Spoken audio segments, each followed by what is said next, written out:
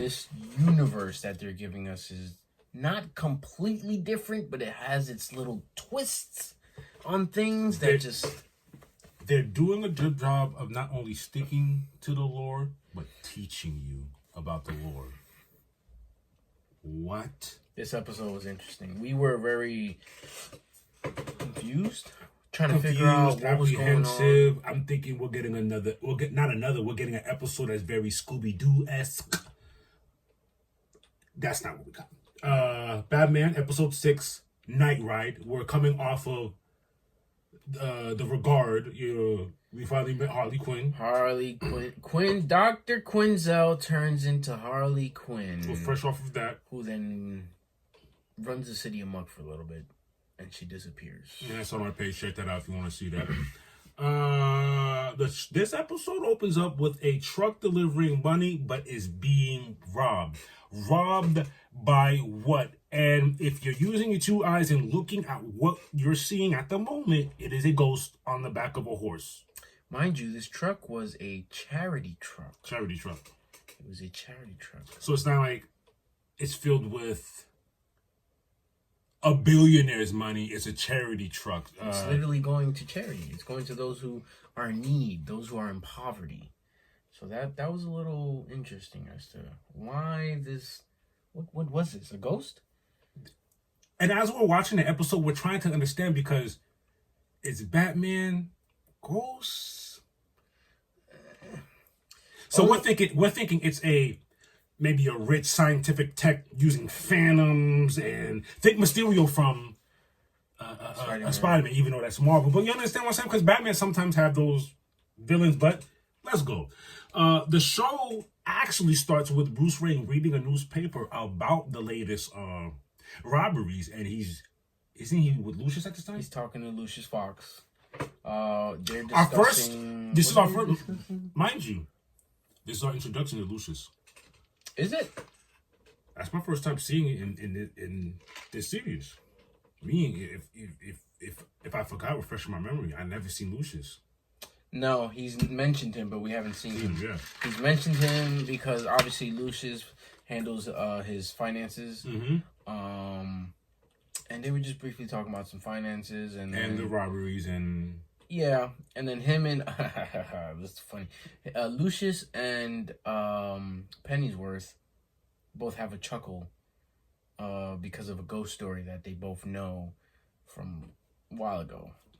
I find that funny because during that conversation between Bruce, Alfred, and Lucius, the two of them are on the same page. Batman is still on the outside of ghosts. You know how he is. It's logical. That doesn't has to be something else or whatever. Right. So all this is going on. Guess who's running for mayor? Mr. Harvey Dent. And he's versing another mayor by the name of Giuseppe, but Giuseppe is blowing him out of the water. Mm-hmm.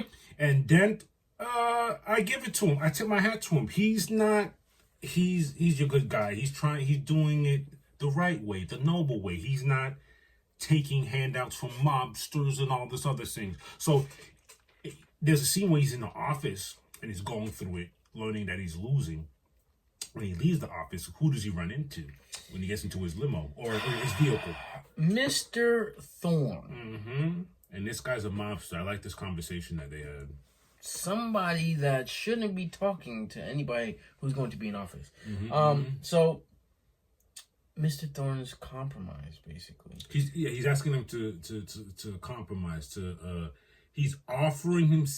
Mr. Thorne is a mobster type guy, and he's offering his help without offering. Mind you, Mr. Thorne is also helping out his counterpart, Giuseppe, because he goes and says, well, sometimes I like to gamble both black and red. Makes sense. Have them both in my pocket. Whoever wins, you remember me. I'm the one who fronted you the money. Mm-hmm. And I like how he says, I like how Dent's like, you know, I hear Dent's giving him the good guy speech, and the guy goes, yeah, I know. You're a good guy. Yeah, you got your morals. You got your morals and all that. Anyways, hit me up. He said something along the lines of, guys like you, hang on a thin thread of morality when it comes to these things. And I said, ooh, we're talking about Dent here. So, and through this episode, they don't really pay attention to Dent's plight or his drama, but they faintly sprinkle. They always right. Literally in the middle of Batman going through what he's going through, they'll just. You remember what's going on here with Dent? So. Now, back to Batman, who's trying to figure out what's going on and why this, whatever it is robbing particular trucks. Because Batman noticed there's mad trucks out here. As a matter of fact, there are other trucks filled with mad money compared to the truck he chose to steal from. Again, the charity trucks. Oh, it gets better. We cut to the Ghost. Back to robbing trains again. And who's on this train? Harvey Dent himself. Before we see the Ghost, Dent is on the train with a bunch of news reporters, whatever you want to, photographers. And he's talking about the city, telling them what he's going to do. You see this train? I like taking this train specifically because this is the heart. These are the people, the heart of the city, the moms who are working late, Boom, shows up the Ghost. The Ghost then, what do you want to call it? Phases into the train. And at this point, even though we're seeing this with our eyes, we're like, is this really a ghost? I'm being Batman. I'm like, okay, how'd he do that? Literally. Oh, how'd he phase into... Is this... Because I want to say it's a ghost, but I'm like, I don't know. How'd he fit a horse into a... Yeah, he did not only phase himself, he phased the horse too. So I'm like scientifically trying to figure it out. I'm literally being Batman in my head trying to investigate. How did he do this? And he does it again. The Ghost gets on the train and only robs the poor people. Literally. Then goes out of his way to say, here, take my stuff. And he's like, I'm not going to take stuff from a person of your caliber. But this person here, and he robs someone who's poor. I'm like, where are we going with this? Wow. While chasing it, the horse then tries to, after ghost, robbery. The Ghost on the horse then leaves the train and tries to escape. Like, literally tries to dip off. But, guess who's there? Oh, man. Vroom, vroom. Comes in his Batmobile. Right behind him. Literally right behind him until he caught a little traffic. He starts zimming and zamming. Goes into this alleyway. And it happens again. He literally... phases through a brick wall. A building. And Batman stops at the wall, gets out the car, and touches the wall. He touches the wall in a way to say, like, this has to be some type of... Like, what's going on here? How do you do it? It's a solid wall. And he actually then took a bit of... He did, but he took... Because there's, like, burnt pieces of money on the floor. But on the burnt pieces of money, when he took it back to the Batcave, there's, like, neon green... little blue-green particles on the bill. Like, it didn't make sense. So we were like, oh, okay, he's going to figure out how he... Like, we're literally on Batman's side. Like, okay, he's going to figure out how this guy is phasing through walls, phasing through, solid objects. And it just, it just gets crazier throughout the episode. Now, here's where the show not only gets more interesting, it starts to sew everything up together. We introduced to a Russell Craddock. Russell Craddock gets a visit from Lucius, and apparently we get a full circle back to the beginning of the episode where Lucius and Batman were talking about finances, and Lucius had been talking about buying a certain property. The property he was talking about was the Craddock's property, the estate. And pardon us, we jumped a bit ahead when the Ghost phased through the wall. He left evidence. He also left a crest, a symbol. You remember? No, he didn't leave it. It was on his horse, like his horse's mount. The thing he sits on? Yeah. Yeah. He basically, Batman took that into account. He took that like that? He sketched it. Wow. Remember? That's why I was like, since when does Batman draw? Since when does Bruce Wayne know how to draw? That's a good. So he had that. He had a sketch of the crest. You remember? We saw that night. Mm-hmm. We get back to Lucius going to Russell Craddock's estate. The crest is above his door. Mm-hmm. Mind you, Lucius doesn't know this. No one knows this but Batman, but Bruce. But while this is happening, he's visiting the Craddock's estate because he's looking to buy it. Mm-hmm. Batman's at the library. He's at the library trying to figure out what that crest or what that symbol, where it comes from. And he's looking up old, what is it called exactly? Coat of Arms. Coat of Arms. Well, at the library, he gets more clues from the librarian lady, and she goes through a whole spiel about the history of the crests and the Craddocks and what they had done. And apparently, he used to be a nobleman in those times. And he felt wrong. Oh, I wish I would. Well, the problem is, he was a scumbag. He was a gambler. Yeah. He lost all his riches, all his wealth, everything from gambling. And his name is James Craddock. This is crazy. Bruce makes a call when Bruce finally gets all of that information. Oh, this shows something else. Because obviously, this show likes to leave stuff in your lap and lets you figure it out. At the end of this conversation, when she tells him about the crest and all this stuff, before he leaves, she says, "I'm sorry."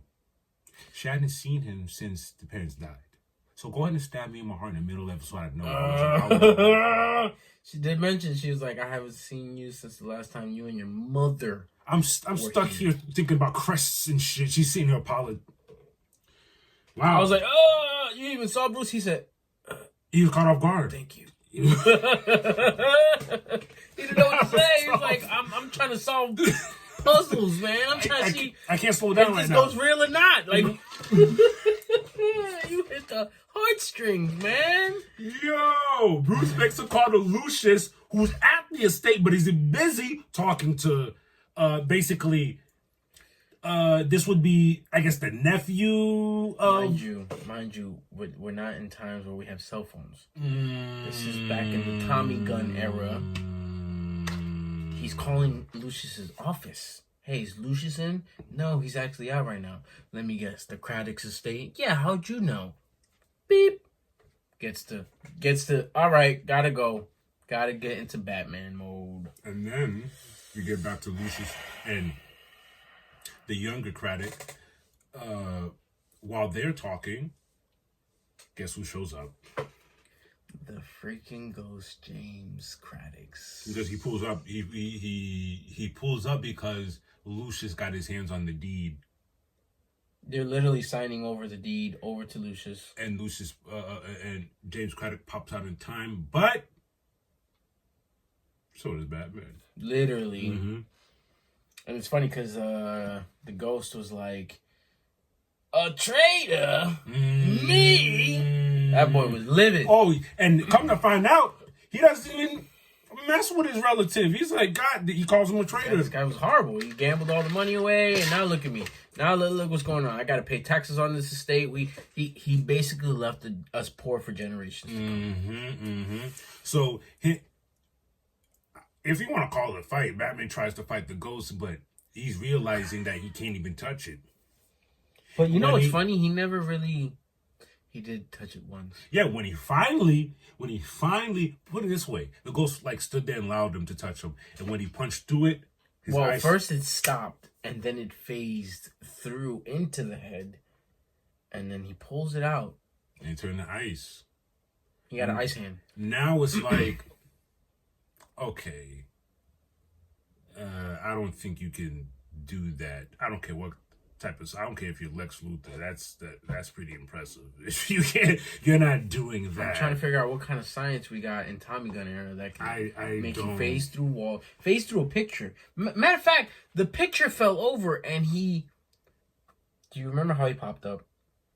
His picture, earthquake happened. His picture falls over flat to the ground, and the man breaks through the picture. How is he phasing through these things? What is going on? I'm still confused. That should have just solidified it. Man, pop out a picture. He was literally listening to how you pop out a picture. There's no magicianry you can do to make that make sense. So Batman's back to the drawing board. Because the ghost leaves. His hand's frozen. Batman gets advice from Alfred. Batman's still reluctant about whatever it is still being a ghost. This is where we enter Linton Midnight. This is where the show got better for us. Mind you, I'm going to give you a quick pause on this. Linton Midnight. For those of you who are a fan of Constantine, I don't know if you've ever seen the Constantine movie, ever heard of his comics. If you've ever seen Sandman, he's a part of the Sandman universe as well. Constantine, the movie, had a Linton Midnight, but his name was Papa Midnight, if you guys remember. And that same Papa Midnight is who Alfred tells Batman to go check in on because of this unique situation that they're fighting a so-called ghost, and Batman still doesn't understand. So he asks Alfred, so he says, what did he say? He said, let's say this is a ghost. Mm-hmm. Let's say now he's finally letting his walls down. He's open to the fact that, all right, I just fought this thing physically and it didn't happen. Alfred, let's say this is a ghost. How do we go about fighting this thing? Alfred goes, well, I have a man. Go check him out. And that's when we enter Linton Midnight. Linton Midnight. And if you've seen the movie Constantine, it was when Constantine went to go visit the club owner. And he's the Papa Midnight. He's the one that lets him into the afterworld. When he shocks him, he has his feet wet in the water. Oh, because I remember he got kicked out and he needed a way back. He needed a way back. We digress. So, Linton Midnight tells him he needs to burn the deed and he also needs the blood of a nobleman. Midnight wants something in return, though, but doesn't explain exactly what he wants in return. All he did was give him the bottle. A vial. A small vial with a corkscrew cap. And he said, you'll know. You'll know. You'll know. And he goes, okay, whatever. Puts it in his utility belt and goes on his merry way. Mm-hmm. And Batman knowing who he is, knowing how Bruce is, he finds the deed in a historical archive. But while they're in the car, Batman is explaining to Alfred, he needs the blood of a nobleman. Where am I going to get that? And he goes and says, well, my family comes from a lineage of this, that, and the third of nobles. And Bruce is just like, huh? Why didn't you tell me this? He's like, well, you never asked. That's a good point. You never asked. You know, don't ask, don't tell. You know what I'm saying? Like I said, Batman finds the deed in a historical archive. They proceed with the ritual at a cemetery. Cemetery, yeah, it was. Yeah, it was cemetery. While doing so, the ghost arrives again, and they get busy. While they're fighting, in the meantime, Alfred grabs the deed and he's trying to basically finish burn the rest of it off. And we thought he's burning it. As he burns it, black smoke comes from the deed and floats into the air. But then the black smoke, and it looks like we're done. It's going in the air. It looks like it's about to just drift away. And now it starts to form into something crazy and it heads straight to Batman. No, not Batman. Alfred. It possesses Alfred. It heads straight to Batman. Oh. Alfred jumps in the way. You're right. And it goes straight into Alfred and possesses him. Am I not crazy? It would have been able to possess Batman. I didn't think about that. No, I don't think it would have been able to. Batman is too strong-willed up here. I don't know. He already doesn't even believe in ghosts. Think about it though. I know what you're saying. Alfred was fighting him off. Yeah. What's these secrets you got in here? But what was happening during the times he wasn't fighting him off? Oh, yeah, you're right. He was trying to kill Batman. He had Batman's batarang on him. He was trying to beat him. Alfred wakes up in the middle. kill me now before he kills you. He's trying to kill you. He's like, no, never. Continues to fight him. Now Alfred has Batman pinned on his back. He sees the rest of the deed by a grave post. Wow, yes. Mind you, Alfred is strong. He got Batman pinned, about to battering him. He's holding the battering ring in the stabbing motion. Batman pulls out a flare gun. Poof!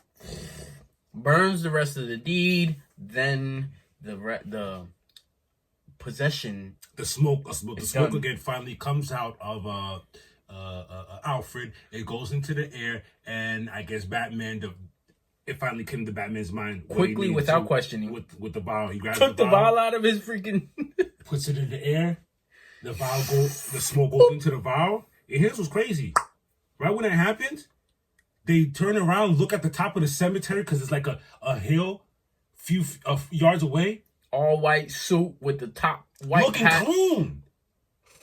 Papa Midnight chilling, waiting for what he was asking for. What did he say? Bone for bone. Bone for bone. Bone for bone. He gave it to him, and here's what's crazy. When Batman gave him. Oh man. The ghost. Craddock started crying, complaining. No, please don't leave me with him. Don't leave me with him, please. Whatever you do, don't leave me with him. Batman is just like. He's still dumbfounded. He goes. I'm. You don't want to know what I'm going to do with this. Batman goes. I think he's I don't want to do it. I think he's still trying to register what just happened. That's true. He's looking at just 5 minutes ago. I just started believing in ghosts. I just see my man's Pennyworth was just possessed by a ghost. 5 minutes ago, I just started believing in ghosts. And I literally just put dust into a vial and put a cork in. And you're literally here telling me you don't want me to know what I'm about to do with this. I don't. Peace. A black mist is telling you, please don't give me to him.